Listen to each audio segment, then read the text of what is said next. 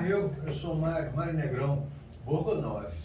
Eu comecei tocando, eu comecei a estudar, tocar bateria com 16 anos. Eu tô com 7.7, você já imaginou, né? Aí, eu morava em Campinas, estado de São Paulo. Naquele tempo, lá era difícil aparecer alguma música legal, era só coisa ruim, sabe? E bateria, então, meu pai, coitado, ele comprou uma bateria que ele não conhecia, comprou uma bateria horrorosa, que não dava para afinar, porque os parafusos ficavam, como é que diz? Afrouxando, né? Afrouxava, anuía, né? Como é que chama isso? Quando o parafuso não... Enjambrava? Perde a rosca, sabe? Ah, sim. Eu não me lembro o nome agora. Enfim, era um inferno aquilo, não dava para tocar de jeito nenhum aquele instrumento, coitado, ele quis me agradar, né? Era uma bateria, me lembro a marca, Golpe. Depois essa marca ficou boa, a bateria, uma marca, ela melhorou depois a fabricação do instrumento. Agora eles fazem instrumentos muito bons, né? Mas aí o que aconteceu? Foi evoluindo, apareceu a época da Bossa Nova, né? E apareceram algumas apresentações lá em Campinas, que eu ainda estava lá naquela época. E eu fui assistir, enfim, resumindo a ópera, quem me fez aprender bateria, me deu vontade de ser profissional, né, tocando bateria, foi um baterista do Zimbo Trio, chamado Rubens Marsotti. E eu me lembro que eu assisti de perto e eu fiquei muito impressionado vendo ele tocar.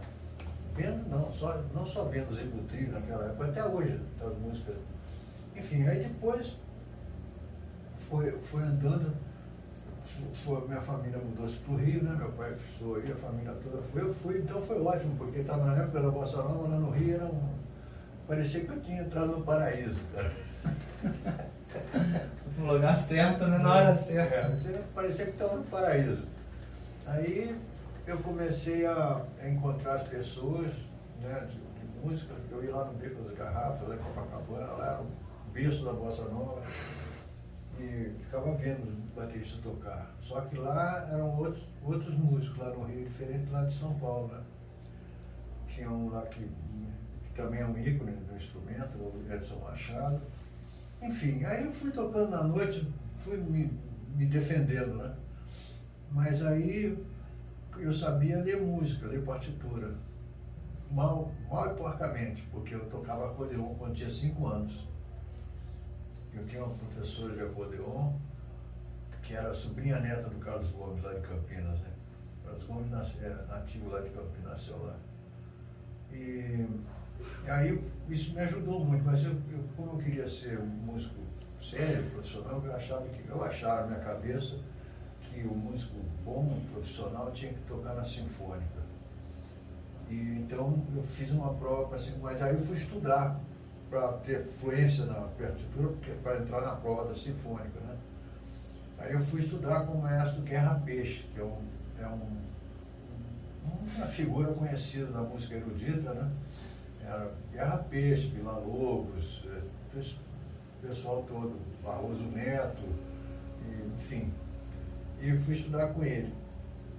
E aí eu fiz a prova da Sinfônica Brasileira. Foi uma prova dificílima, porque eu era muito novinho, né? Tinha uma fila no Teatro João Caetano, lá no Rio, uma fila. Eu tinha, acho que 20 e poucos anos só. E eu estava com medo danado, minha perna parecia uma vara verde, tanto que eu tremia de medo. Mas a Sinfônica Brasileira, o teatro tem um palco enorme, né? E aquele palco ficava toda a orquestra lá. E quando fui fazer a prova era de manhã cedo. O maestro mandou a orquestra toda ir lá para a plateia. Os velhinhos naquela época foram para a plateia e deixou o palco vazio, contra-regra, limpou tudo, botou uma partitura, uma estante de partitura na frente e uma caixa clara. A caixa clara é um tarol. Só isso, para fazer prova de percussão clássica, né? E aí ficou todo mundo lá na plateia, eles iam chamando. Parecia que ia pro Matadouro, né? Um por um. Aí me chamou, eu fui novinho, fiquei lá no meio daquele palco enorme, que os velhinhos da orquestra lá na plateia, fumando, rindo, nem estavam dando bola pra gente, né? O repique tava fácil, né? Que tava todo mundo tremendo. Exatamente. Aí eles estavam conversando de futebol, conversando de outras coisas, o maestro estava lá longe. O maestro Guerra Peixe. O Guerra Peixe não, o maestro Karabichevski, me lembrei agora. Era quem foi fazer a prova. E ele estava lá no meio da plateia, conversando também. Aí ele escreveu uma partitura manuscrita só para o tarô, para Caixa Clara. Caixa Clara é o nome certo, né, para o instrumento. Ele escreveu a partitura, chamou o contra-regra, e disse, entrega lá pro garoto. Aí o contra-regra subiu ali na plateia, tem uma escadinha, ele entra lá por trás da coxia e vai lá no palco. Aí ele entrou aqui, me deu a partitura, eu olhei aquilo, botei ali, falei, bom, primeiro dei uma olhada se não tinha nenhuma pegadinha, né? Olhei bem a partitura e tal. Aí falei, bom, agora Deus é que sabe. Aí o maestro estava lá esperando, aí ele fez assim. Aí eu fiz assim, ele fez assim. Aí eu comecei a tocar. Aí eu toquei, falei, bom, agora vou até o fim, né? Fui embora, toquei, aí eu passei na prova. Mas não para ficar titular, claro, né? Que aquilo lá não era suficiente para ficar titular na orquestra, né? Eu fiquei estagiário lá na orquestra. Fiquei 2 anos fazendo estágio na orquestra, tinha um professor que veio dos Estados Unidos, que dava aula. Mas o que acontecia? O ensaio da orquestra era de manhã cedo e eu já estava tocando à noite. Aí me chamaram para fazer um show com Vinícius de Moraes, Toquinho e Clara Nunes. Era o show da época. Com certeza. No Teatro Sucata, lá na Lagoa, no Rio de Janeiro.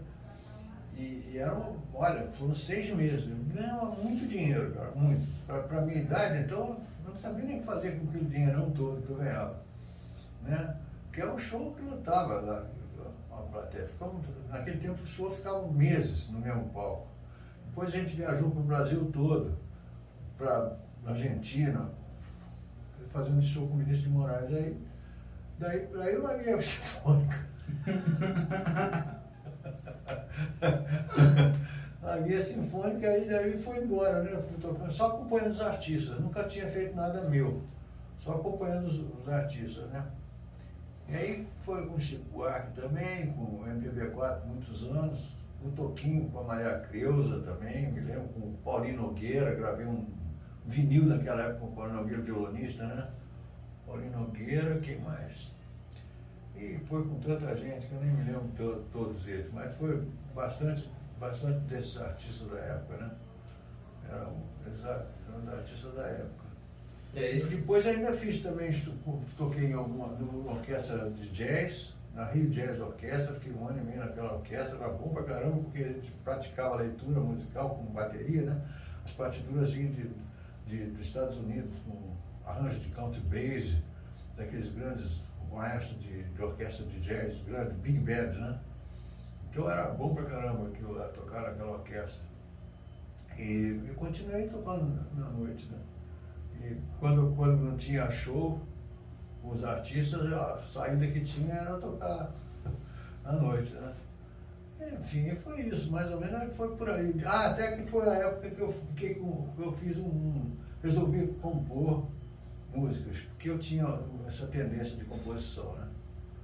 E, então eu estava fazendo show, acho que era com o MPB4, e viajando no Brasil, era um show em cada capital, né? Começava acho que no Rio, depois ia para Porto Alegre, Florianópolis, Curitiba, São Paulo, depois ia para Recife, então fazia o Brasil inteiro, depois voltava para o Rio. E aí, quando eu estava numa cidade, a gente ficava lá 1 semana mais ou menos, cada capital, né? Fazendo o que o dia inteiro?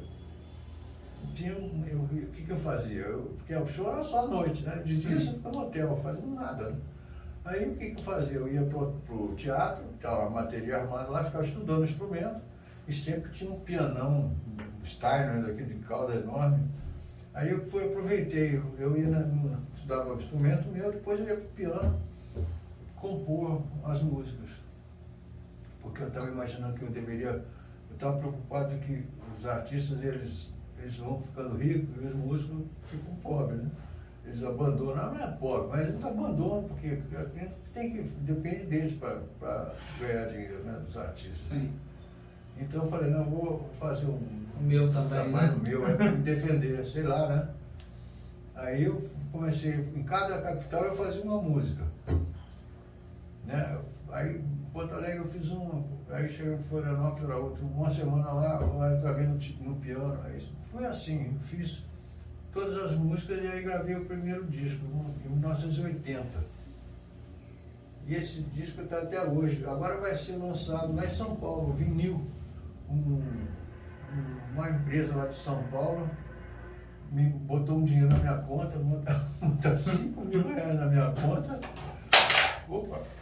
para eu autorizar eles a botarem esse disco de 1980.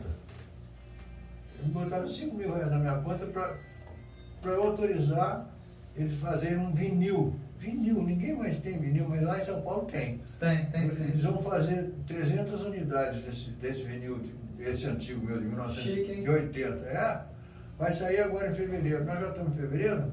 Estamos em fevereiro. Então vai ser esse mês. Segunda que Beleza, eles me falaram. Parabéns. Vai sair lá em São Paulo.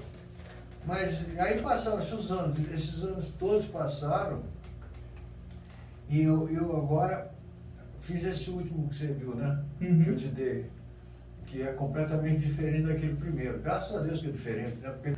Mas eu não vou falar agora, porque tá, inclusive já essas histórias estão no Instagram, no vídeo. Se você procurar lá, você vai achar. É isso aí. Tem uma história que é a Ponte Aérea, o nome da história, e a outra é uma história que não tem nada a ver com música, era da minha infância. Também está lá no Instagram. Mas vamos lá, odontologia. Vamos falar os assim, dentes. Você entrou aqui na curiosodontologia por causa de... Por quê? Como é? Assim, como é que você veio parar aqui a primeira vez? Por quê? O que estava acontecendo? Sim, foi o seguinte.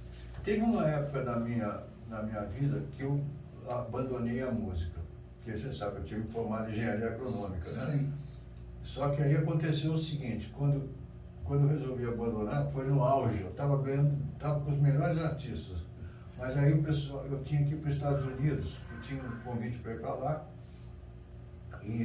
mas eu estava recém-casado com um filho pequenininho, e eu aí falei, olha, não vai dar certo, eu ir com um filho, mulher lá para os Estados Unidos, competir com os caras lá no mercado americano, eu não vou não.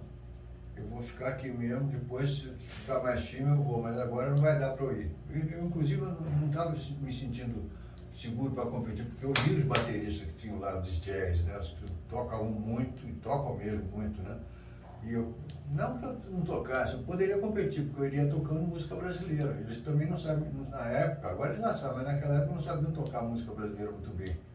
Eles eram meio um samba meio com sotaque, sabe? Uma coisa que não era isso, né? Poderia até competir. Mas aí eu resolvi não ir. E aí eu quis voltar a trabalhar com engenharia. Mas como que eu ia fazer isso?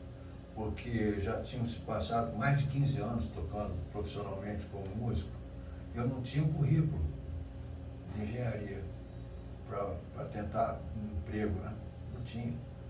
Aí foi bravo essa transição, porque eu fiquei estudando muito, fazendo cursos que não tinha muita competição de meio ambiente naquele tempo, não tinha muita gente para competir com isso aí. Foi lá para a década de 80, mas ao mesmo tempo eu precisava ainda tocar para sustentar, né? Sustentar.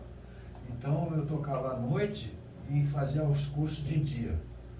Então, quando chegava, e às noites às vezes ia até as 2 da manhã, quando chegava meia-noite, eu já estava um trapo, estava exausto. Eu rezava para acabar a música logo, para ir embora dormir, que no dia seguinte ainda, né? Aí eu fiquei nessa guerra, nessa transição, Até que eu consegui trabalhar numa subsidiária da Companhia Vale do Rio Doce, em Belo Horizonte, Florestas Rio Doce. E depois eu consegui transferir da Florestas Rio Doce para Vale do Rio Doce, no Rio de Janeiro. Aí fiquei uns anos, mas eu nunca parei de tocar, mesmo tocando, mesmo trabalhando, só que eu escondia na Vale do Rio Doce, escondia que eu era músico, porque o pessoal... Não era bem visto. Não era bem visto, é. E o Mário é um poeta, ele gosta de passarinho, de música, esse cara, não... Se eles pudessem me... Então eu escondia, né? Uhum. Para ir tocar. E uma vez eu estava tocando e tinha um diretor da Companhia Vale do Rio Doce assistindo, cara, eu tocar. Ele estava assistindo. E eu estava tocando com o Luiz Carlos Vinhas. Quem mais? Acho que o Simonal foi cantar também, quando eu estava tocando. Enfim, sei que no dia seguinte eu fui lá na Vale do Rio Doce e pedi para falar com o diretor. Que eu queria falar com ele. Ele me recebeu, achou mal barato. E o diretor, porque o pessoal lá de cima, eles não tinham problema se eu fosse tocar, nada. Porque inclusive um dos que foi presidente da Vale do Rio Doce, os filhos, um era do teatro, o outro filho era não sei do que, então o cara que está lá em cima, quem tinha essa coisa rasteira era o pessoal mais baixo, entendeu? Sim. Então eu fui lá no diretor, ele achou muito bom, puxa, que legal, quando é que você vai tocar outra vez, que eu quero ir lá e tal, o diretor, sabe? Ah, bacana. Foi uma surpresa para mim, né? Mas mesmo assim eu ainda fiquei meio pianinho, porque não sabe como é que é, o pessoal, né? Embaixo eles fazem isso. Aí foi isso. Depois, de um certo tempo, como é que eu vim para cá? Uma das pessoas lá na Vale do Rio Doce, um dia eu encontrei com ele, já estava morando em Petrópolis, né? E essa pessoa, que era um cara legal da Vale do Doce, ele trabalhava na área de ações. Ele tinha ficado muito rico, mas ele era um cara muito legal. Ele era assim, ele pegava, por exemplo, Vista.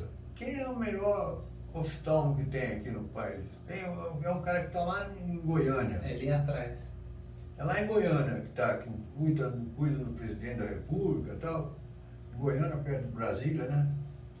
Ele pegava o avião, ia lá, dormia, no dia seguinte fazia a consulta, depois voltava. Ele era assim, e ele que indicou, ele achava que aqui era o melhor odontologia que tinha no país. Entendeu? Então ele falou, não, mas vai lá em Juiz de Fora, Dom Mauro Cruz. Vai lá que você vai resolver o teu problema, porque eu estava com os dentes, eu acho que eu ia ficar sem dente nenhum, ia cair tudo, porque estava horrível. Aí eu me lembro que eu vim aqui, falei com o teu pai, eu estava com medo, né? Ele falou assim, não, olha, você pode vir aqui que eu vou te deixar com um sorriso igual aquele da tua fotografia. Está aí no meu Com sua pasta. na minha pasta está a fotografia. Eu falei, não, você vai ficar igualzinho, pode vir aqui. Ele me explicou, ele fez 3 cirurgias. E o meu pai, que naquela época estava com 90 e pouco, quase 100, coitado, ele veio me acompanhar. Meu pai era fogo, né? Ele veio aqui, me acompanhou na cirurgia, depois eu dormi ali no hotel, como é que chama aquele hotel ali? Ritz. Ele foi lá, ficou comigo também, eu acordei lá, né? Porque eu saí dormindo praticamente, né? Na primeira cirurgia. Aí foi na segunda, na terceira, aí a periodontia ficou boa, né? Aí o resto foi só cuidar mesmo quando a gengiva fica boa, né? Que é a base, aí os dentes, não digo que seja mais fácil, mas se a periodontia não estiver boa, não adianta nada o dente ficar perfeito, né? Porque aqui que está o X da questão, né? E o que sabia que você precisava? Não, eu fui vários profissionais ontem, eu fui mais de 10. Teve um que mandou arrancar 8 dentes. Falei, tá legal, falou. Nunca mais eu voltei lá. Nossa, cada um que eu enfrento, aconteceu, você não pode imaginar, cada coisa horrível que eu passei.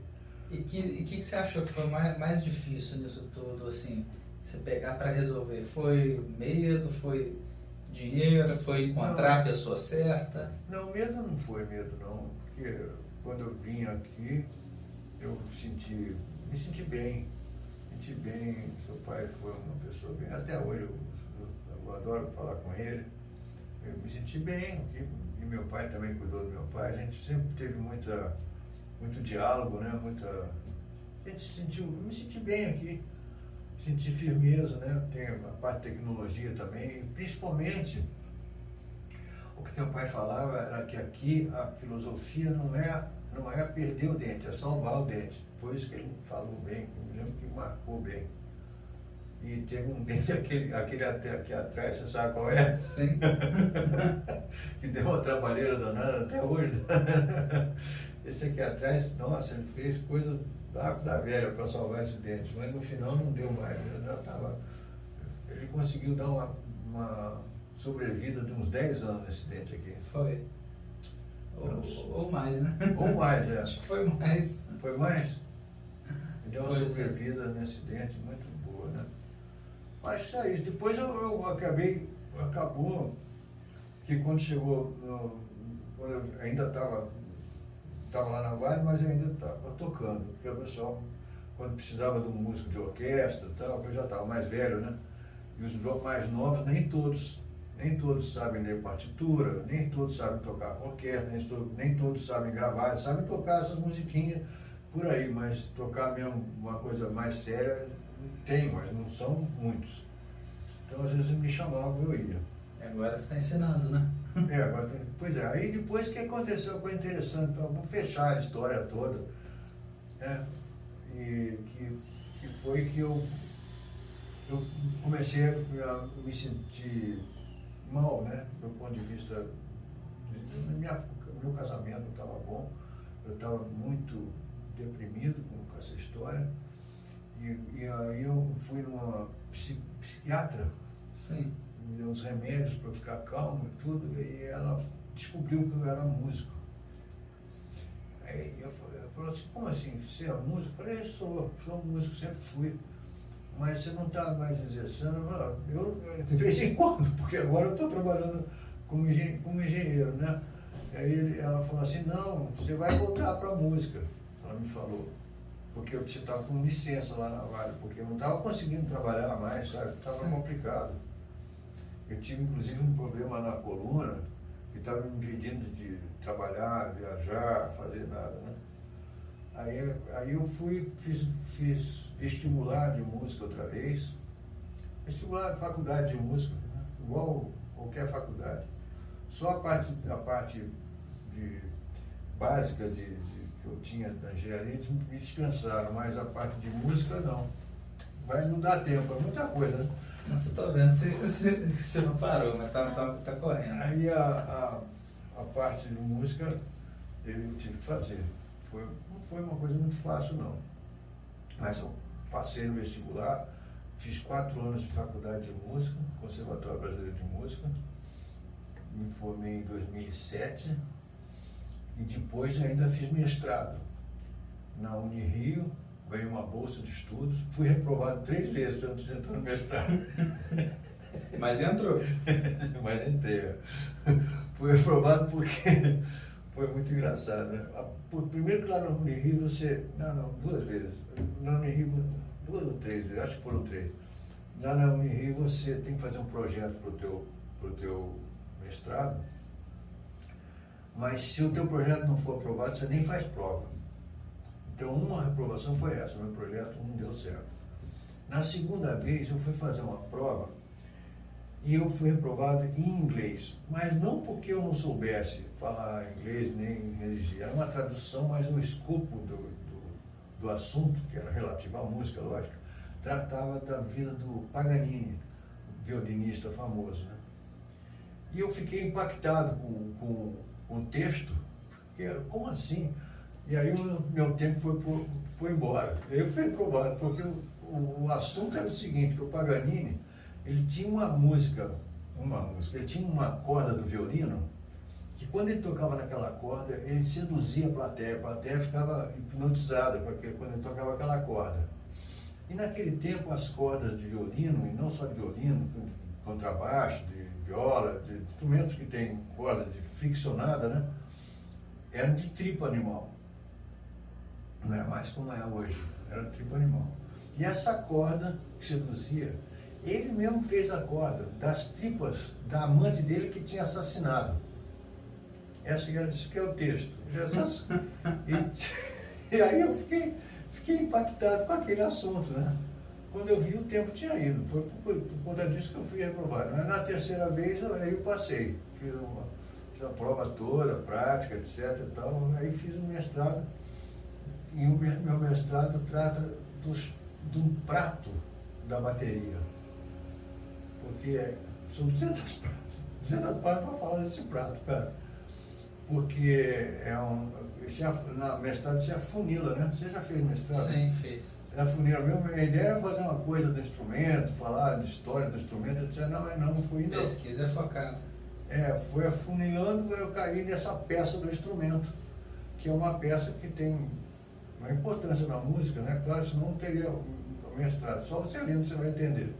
Porque quem usou aquela peça pela primeira vez causou um impacto muito grande nas gravações, nos arranjadores das músicas também, porque era uma maneira diferente de conduzir ritmicamente, principalmente os sambas, né? Bossa nova da época, e os timbres também. Quer dizer, um baterista que tocasse conduzindo o ritmo ali naquele prato, ele dispensava tamborim, surdo, todos os instrumentinhos de samba, ficou sintetizado ali só. Os instrumentinhos, quer dizer, os arranjadores dispensaram porque ficou um samba mais limpo, sem aquela parafernália toda, aqueles instrumentinhos. Então mudou a estética da música, do samba. A estética do samba que mudou. Tanto que tem um baterista que gravou samba, ele chamava, não era bossa nova, ele chamava samba novo. Porque era realmente uma estética diferente. E aí vai por aí meu mestrado, né? Aí eu comecei a ficar dando aula de bateria. Show. Eu ia te perguntar aqui, ó. Nossa, falei pra caramba, hein? E aqui, depois você tinha uma expectativa em relação ao seu problema periodontal para resolver? Tinha. Em relação à cirurgia, certo? Ao pós-operatório e o resultado. Não, o resultado foi perfeito, né? E como é que você... Aí eu comecei a sorrir, porque eu não sorria, né? Ficava, entendeu? Só de boca fechada. Muito fechado, e medo, eu tinha vergonha. Você tinha medo também de perder os dentes, né? Tinha. Mas aí depois foi, acho que quando terminou o tratamento todo, acho que a tua mãe fez a primeira estética, né? Ela arrumou direitinho aqui. Aí quando eu sorri, que todo mundo pegou um susto com o meu sorriso, né? Aí foi uma beleza. Foi daí pra frente. Relaxou? Relaxei. Aí estou até hoje aqui, não? Já são quantos anos? Não sei, tem que ver. Mas são uns 20 anos já. Quase, isso acho que não, chega a isso tudo. Acho que são. Eu só estou com quase 15 de formado. Então tá, então deve ser uns 18, quase 20. E você continua cuidando? Continuo, claro. Só que é difícil, né, fazer a higiene correta, né? Eu me esforço, mas às vezes eu não, acho que eu devo falhar, porque sempre é perfeito, né? Se eu fosse, não sou profissional da área, né? Até profissional. Até profissional? Até profissional falha. É simples, mas não é fácil. Todo mundo falha, né? Ninguém é perfeito. Agora, como é que foi assim? Qual foi a sua percepção da cirurgia? Como é que aconteceu? Faz tanto tempo já não, mas foi tranquilo, porque eu não senti nada, né? Nem viu, né? Nem via. Teu pai fez uma pré-cirurgia, ele abriu lá por dentro e deu uma primeira limpada, né, lá por dentro até a raiz do dente, né? Depois ele fez uma segunda cirurgia, que eu não me lembro como é que foi, só a parte superior, foram as duas. Acho que foi, se não me engano, ele fez a segunda cirurgia, uma parte superior, depois a terceira inferior. Acho que foi, não me lembro direito. Tem que ver com ele. Mas eu não senti nada. Eu só sentia quando eu acordava lá no hotel. E pronto. E o pós-operatório? Não tem problema nenhum pós-operatório. Qual o problema que teve? Nada. Não teve problema nenhum. Só teve problema, mas acho que foi mais difícil foi ter o implante, porque esse ter implante foi um projeto difícil, né? Foi. Foi um projeto que eu lembro que eu discuti contigo. Muito excepcional. Foi difícil. E eu fiquei, você não lembra que eu fiquei ali no hotel, que eu fiquei sangrando, aí você falou que a Nádia estava comigo, né? E ela ficou preocupada porque começou a sangrar. Aí você falou para ela, não, que bom que está sangrando, é assim mesmo que você falou, né? Porque isso já explicou para ela e foi isso. Mas o resto foi tudo bem. Faço essa minha manutenção, minha ideia é vir aqui 2 vezes por ano. Eu tenho... A 10, qual foi o nível de dor que vocês esperavam em relação ao implante? Durante a cirurgia? Não, o implante é 0, né? Não tive dor nenhuma. E depois? Não, no implante que você está falando? Isso. No implante eu tive um pouquinho, sim, mas eu não me lembro aonde, Gustavo. Vamos combinar que não dá para lembrar. Mas nesse implante aqui... Isso. Acho que não, mas... Durante a instalação do implante, durante a cirurgia de implante, você sentiu? Não me lembro de ter sentido nada, não. E no pós-operatório? Também não me lembro de nada de dor. A dor que eu sempre me parece é quando quando você está fazendo manutenção, às vezes faz ultrassom, né? Que às vezes vai lá mas no implante não. Vamos ver. E o implante, quanto tempo que você acha que sim? Consumiu muito tempo da sua vida, o processo, assim? Desde o projeto que a gente discutiu aqui? Assim, porque muita gente às vezes fica com medo de fazer um implante, ou fica postergando, porque a pessoa precisa, às vezes está com uma infecção, está com problema, mas aí tem outros compromissos e fica assim com medo de fazer o implante e não conseguir atender os outros compromissos. Quanto que isso impactou na sua vida, assim? Praticamente nada, porque nessa época eu já não estava mais trabalhando em engenharia, né? Eu estava só com a música, dando aula, então meu compromisso eu mesmo poderia acomodar a agenda, né? Não tinha esse problema, não. Só se fosse algum problema, sei lá, de doméstico, da família e tal, mas não tinha nada, não. E para quem é de outra cidade, quantas vezes que você precisou vir a Juiz de Fora por causa do implante? Poxa, Gustavo. Como que eu vou lembrar? Tem muito tempo, né? Mas não foi nada que te marcou, foi alguma coisa que te marcou não, assim? Nossa, nada, foi uma função danada. Você não viu, eu vim hoje aqui rapidinho, né? Bom, eu também agora não estou mais morando no Rio, estou morando em Petrópolis, lá é mais fácil, facilita, né? Vamos ver. Então, teve algum compromisso que você teve que deixar de ir por causa do implante? Não. Porque tinha que fazer repouso? Não, depois do implante eu me lembro que eu fiquei. Eu morava ainda lá no Rio e eu estava já morando sozinho. Eu saí, meu pai estava já finalmente, e eu estava com muita dificuldade de ficar com ele, porque ele estava querendo que fizesse eutanásia nele, ele não aguentava mais, coitado, estava com 105 anos, e não aguentava mais, no final começou a dar problema, mas ele era muito forte, né? Ele era muito engraçado porque ele é o tipo do cara que, se visse um cara ali na sarjeta que está quase à beira da morte, ele olhava e falava, não, isso não tem nada, não tem nada, nada tinha. Ele falava isso. Tudo que eu falava que eu tinha, não, você não tem nada, cara, você tá ótimo. Sempre era assim.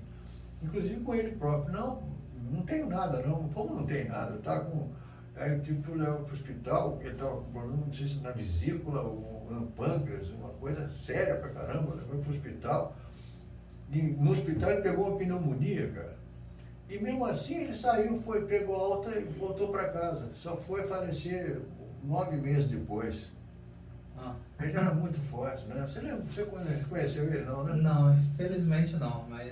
Não conheceu, né? Só de história, né? De história. Então, não, Não teve, mas no final eu não aguentava mais, porque toda madrugada ele me acordava. Porque não sei se ele estava com medo de morrer, ou se era pensando que tinha que levar ele e tal. E foram 3 meses que toda madrugada ele me chamava. Puxa vida, eu estava sem sono, sem dormir. Aí eu falei com a minha irmã, falei, vou ficar na tua casa um pouquinho. E na casa da minha irmã também estava complicado, porque sabe como é que é? Ela tem uma casa, eu tenho. Aí eu acabei morando na casa, num apartamento do meu filho, de um filho meu que eu tenho, não esse que mora em Petrópolis, que mora em Santos. Que tinha lá no Rio um apartamentinho, eles arrumaram para mim e eu fiquei lá. Fiquei morando sozinho lá. Foi na época que eu fiz o implante. E aí eu fui para lá, para esse lugar, porque eu estava sozinho. E eu ainda estava no pós-operatório de implante, né? Aí eu me lembro que eu ligava para ti, Gustavo, tá assim, sabe? Você me acalmava, falava o que eu tinha que fazer, que eu não podia nem comer também, né? Eu tinha que comer uma coisa só. Mas fria durante 2 dias, né? 2 ou 3 dias. Como eu morava sozinho, aí eu liguei para um amigo meu que morava lá perto para ver se ele podia dar um jeito de fazer para mim a comida, né? Aí ele riu pra caramba, não, vem aqui que eu faço, tá, tudo bem. Aí a esposa dele faz uma sopinha para mim, lá, tudo bem. Mas não tive nada, não só isso que eu me lembro. Show de bola. Obrigado pela... Não,